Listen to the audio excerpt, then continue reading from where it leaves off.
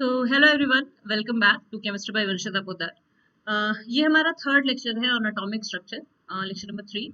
अभी तक हम लोगों ने एटम क्या होता है, एलिमेंट क्या होता है, मैटर का क्लासिफिकेशन क्या है, elements, compounds, pure substance, mixture, ये सब टर्मिनोलॉजी सीख ली है, बेसिक कॉन्सेप्ट्स जो कि आप 9th में भी पढ़ते हैं।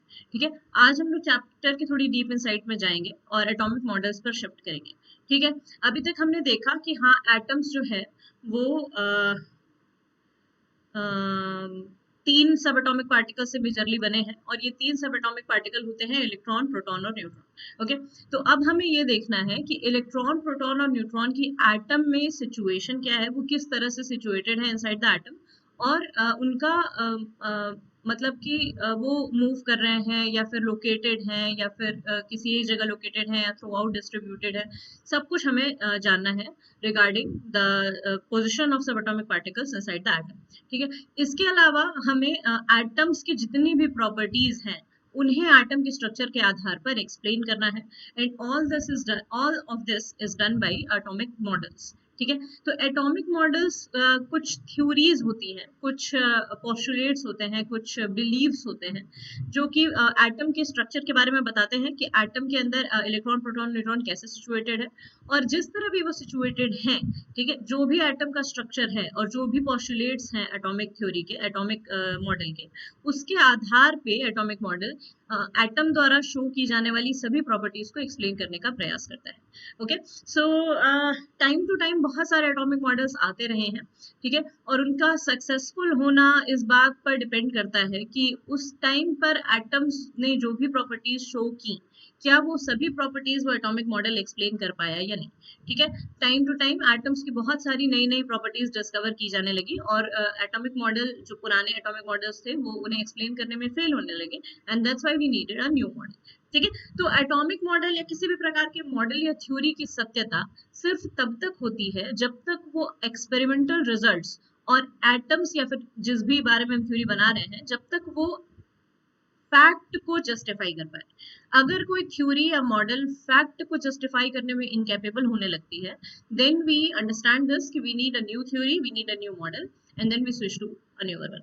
ठीक है, तो यहाँ पर हम लोग शुरुआत से शुरू करेंगे कि कौन सा एटॉमिक मॉडल पहले आया, उसके बाद उसमें क्या कमियां थी, फिर नया मॉडल क्यों आया, और अल्टीमेटली हम लोग इस चीज पर जाएंगे कि आज के डेट में which atomic model we are following and how it explains all the properties of the atom. Okay, so I hope it will be fun. Yeah, तो फर्स्ट एटॉमिक मॉडल जो है आपका, वो है atomic model of J J Thompson. ठीक है, जे J Thompson, देखिए आपको मैं बता दूं कि जे जे थॉमसन ने, मैंने डिस्कवरीज पढ़ाई नहीं है आपको, लेकिन जे जे थॉमसन ने इलेक्ट्रॉन की डिस्कवरी की थी। ठीक है, electron was discovered by J J Thomson in 1897। 1897 में उन्होंने इलेक्ट्रॉन की डिस्कवरी की थी। और इलेक्ट्रॉन की डिस्कवरी करने के, सबसे पहला सब एटॉमिक पार्टिकल था इलेक्ट्रॉन, उसकी डिस्कवरी करने के साथ ही जे जे थॉमसन ने ये मान लिया there must be some positively charged particle as well inside the atom. ठीक है, कोई पॉजिटिवली चार्ज पार्टिकल जरूर होगा एटम के अंदर जो कि इस इलेक्ट्रॉन द्वारा दी गई निगेटिव चार्ज को कंप्लीटली बैलेंस करता होगा। और ऐसा जीसस थॉमसन ने इसलिए माना क्योंकि obviously atom is neutral overall.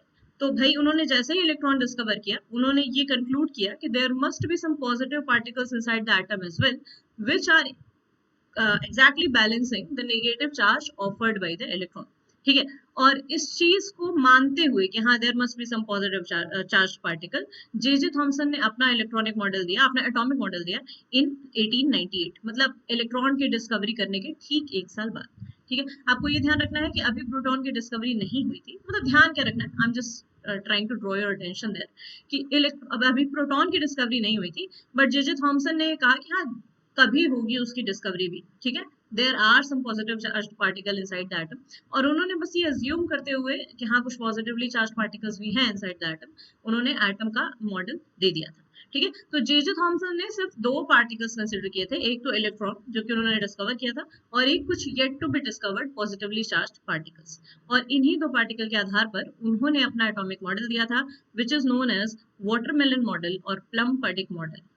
ठीक है, इसका नाम ऐसा क्यों है, you will know when you will know the theory given by J J Thomson. Okay, तो सबसे पहला पॉइंट है कि जो एटम का स्ट्रक्चर है इज लाइक वाटरमेलन। ठीक है, ऐसा जे जे थॉमसन ने कहा था कि the atom look like a watermelon. आपने वाटरमेलन देखा होगा, तरबूज, ठीक है, it looks like something, it is something like this, ठीक है, अंडाकार होता है ये, Oval shape.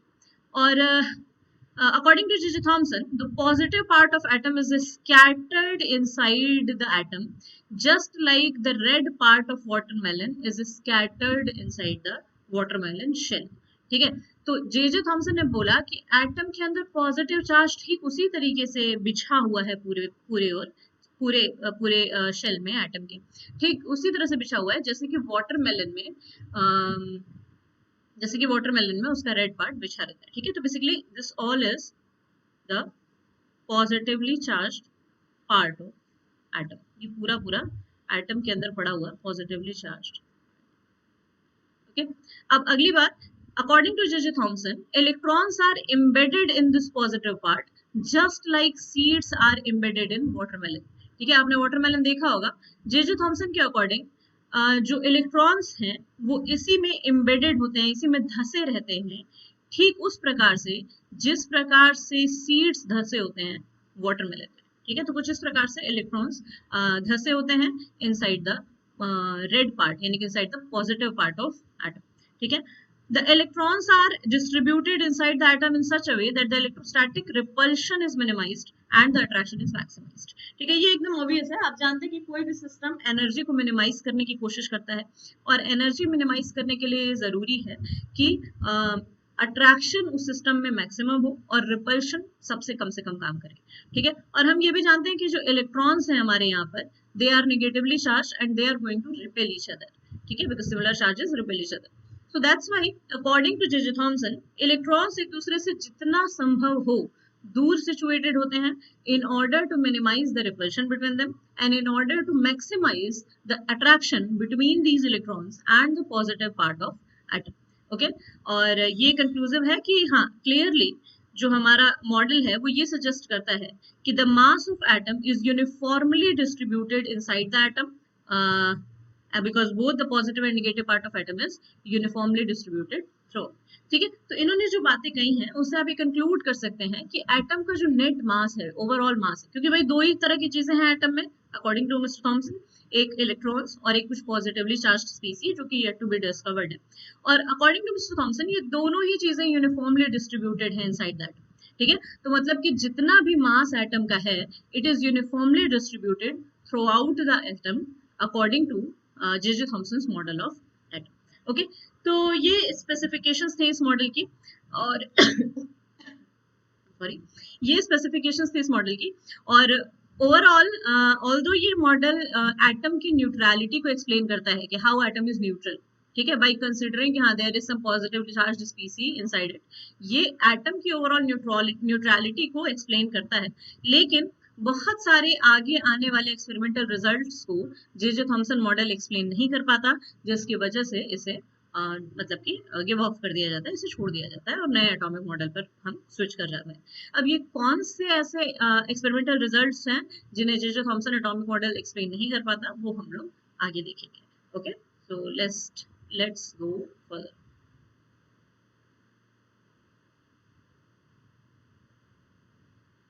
Yes, here it is. तो J.J. थॉमसन मॉडल क्योंकि बहुत सारी चीजें एक्सप्लेन नहीं कर पाता, तो हमें एक नए मॉडल की जरूरत थी। लेकिन नया मॉडल आने से पहले हमें एक एक्सपेरिमेंट जानना है जो कि रदरफोर्ड ने किया था, और इस एक्सपेरिमेंट को ही J.J. थॉमसन का मॉडल एक्सप्लेन नहीं कर पाया था। इस एक्सपेरिमेंट के रिजल्ट्स को ही J.J. थॉमसन का मॉडल एक्सप्लेन नहीं कर पाया था। दैट्स वाई हम J.J. थॉमसन के मॉडल को ऐसा लीव कर देते, छोड़ देते। ठीक है, तो this experiment known as alpha particle scattering experiment here और gold foil experiment was performed by Ernest Rutherford in a span time of 2 to 3 years. और इस एक्सपेरिमेंट की जो मेजर इंस्ट्रूमेंटेशन है और ऑब्जर्वेशंस हैं वो यहाँ पर मैंने लिखी हुई हैं, आप चाहें तो नोट कर लीजिएगा, वीडियो पॉज करके मैं एक्सप्लेन कर देती हूँ। ठीक है, तो ये कुछ इस प्रकार का इंस्ट्रूमेंटेशन होता है हमारे अल्फा पार्टिकल स्कैटरिंग एक्सपेरिमेंट का। ठीक है, तो देयर इज दिस चैम्बर, ये चैम्बर है पूरा। ठीक है, और इस चैम्बर में ये जो छोटा सा आपको पार्ट दिख रहा है, this is a radio active source, radio active material. I hope आपको पता होगा रेडियो एक्टिव मटेरियल क्या होता है। This is a radio active material. तो radio active material is something जो कि मास, जो कि एनर्जी लूज करता रहता है, कुछ डेफिनेट टाइप के एनर्जी रेडिएशन एमिट करता रहता है on behalf of its mass. ठीक है, तो फिलहाल के लिए हमारा जो रेडियो एक्टिव मटेरियल है यहाँ पर वो एक अल्फा रे इमिटर है। ठीक है, ये अल्फा पार्टिकल्स एमिट करता है और रदरफोर्ड को अल्फा पार्टिकल्स की जरूरत थी, इस वजह से उन्होंने ऐसा ही रेडियोएक्टिव मटेरियल लिया है which is emitting alpha rays from it on behalf of its mass.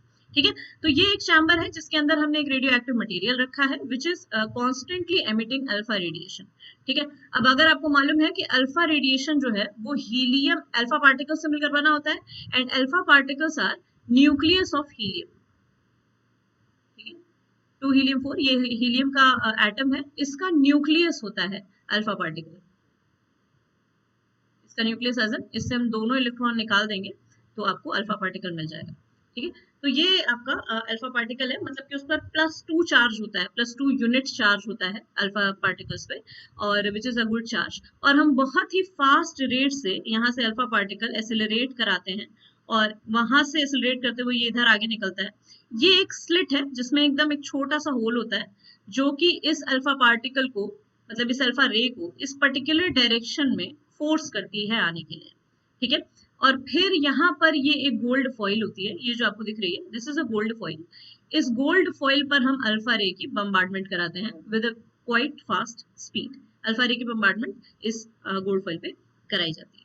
ठीक है, अब कुछ चीजें देखिए, ये जो चैम्बर है ये लेड का बना होता है, ये जो चैम्बर है this is made up of lead. और ये लेड का इसलिए बना होता है क्योंकि lead is absorber of alpha radiation. ठीक है, तो इस डायरेक्शन में जितने भी अल्फा रेडिएशन एमिट हो रहे होंगे वो तो सीधे सीधे चलेंगे और इस स्लिट से होते हुए आगे आ जाएंगे, लेकिन बाकी अदर डायरेक्शन में जो भी अल्फा रेडिएशन एमिट हो रहा होगा उन सबको ये लेड चैम्बर एब्जॉर्ब कर लेगा। ठीक है, ताकि ये कहीं और जाके स्ट्राइक ना करे, किसी ह्यूमन या एनिमल के बॉडी के टिश्यू को हार्म ना पहुंचाए, that's why it is required.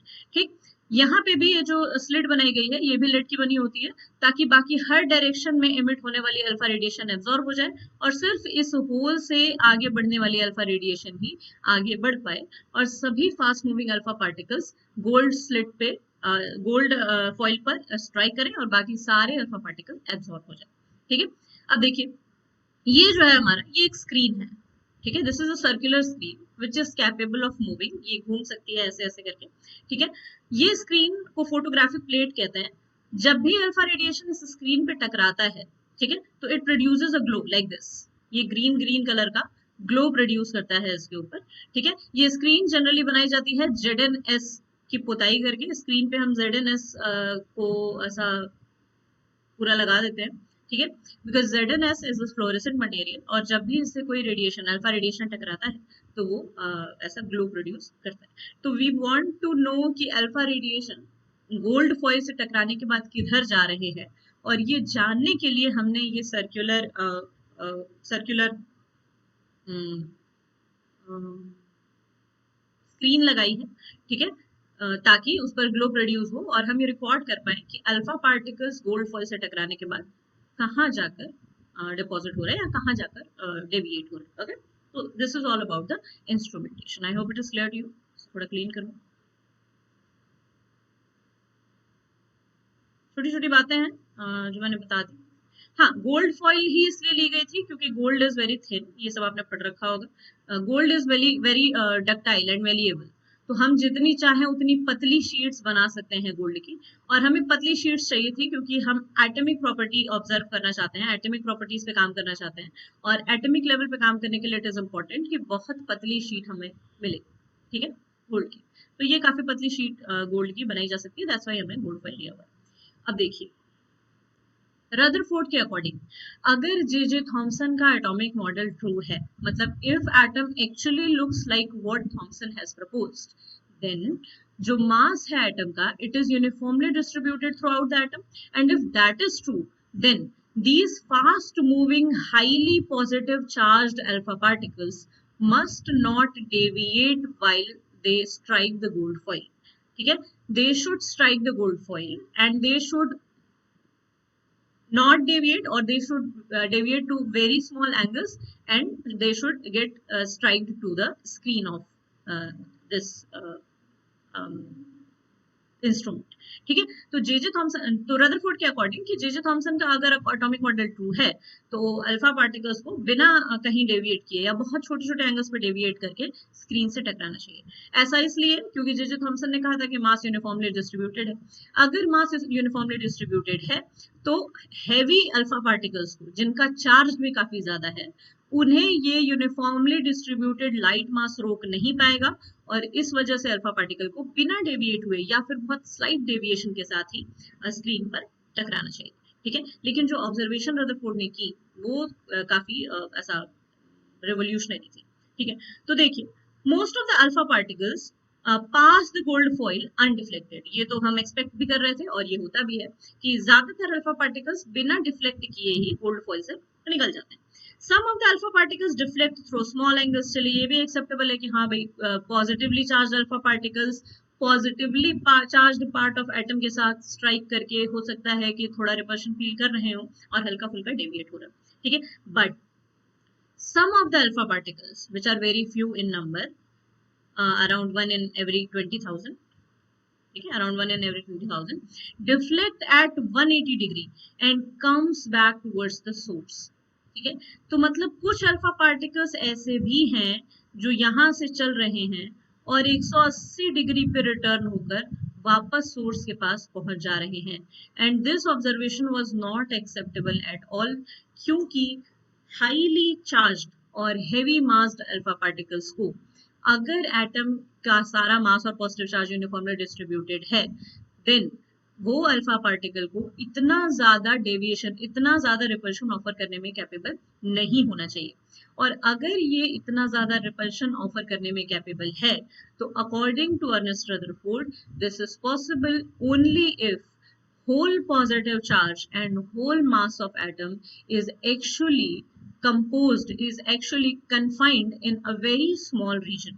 ठीक है, ये तभी संभव है अगर सभी अल्फा पार्टिकल्स एक बहुत ही छोटे रीजन, सभी पॉजिटिव चार्ज, सारा पॉजिटिव चार्ज एटम का और सारा मास एटम का एक बहुत ही छोटे रीजन में कन्फाइंड है, और तभी जब फास्ट मूविंग अल्फा पार्टिकल उस कन्फाइंड रीजन से टकराते हैं, ठीक है, तो काफी ज्यादा पॉजिटिव चार्ज और मास उसे रिपल करता है एक साथ, and that's why they are kind of they kind of have to move back to their original path। they have to move at 180 degrees। ठीक है, तो ये तभी संभव है जब सारा पॉजिटिव चार्ज और सारा मास एक साथ मिलकर उन अल्फा पार्टिकल्स को रिपल्शन ऑफर कर रहा हो। और यहाँ से रदरफोर्ड ने ये कंक्लूड किया कि एक्चुअली जो जे जे थॉमसन का एटॉमिक मॉडल है दैट इज नॉट ट्रू। ठीक है, and atom actually looks completely different than what J.J. Thomson has proposed। ठीक है, इसी एक्सपेरिमेंट के बेसिस पे अर्नेस्ट रदरफोर्ड ने न्यूक्लियस की डिस्कवरी की और इसी एक्सपेरिमेंट के बेसिस पे अर्नेस्ट रदरफोर्ड ने अपना नया एटॉमिक मॉडल पेश किया which we will study in our next lecture। ठीक है, तो आई होप आज की सारी बातें आपको क्लियर हो गई होगी। आप आराम से ये देख कर लिख लीजिएगा, लेक्चर प्रॉपर्ली देख लीजिएगा, और कहीं भी कोई भी समस्या हो तो you can comment in here. Okay, so yes, stay tuned. Thank you.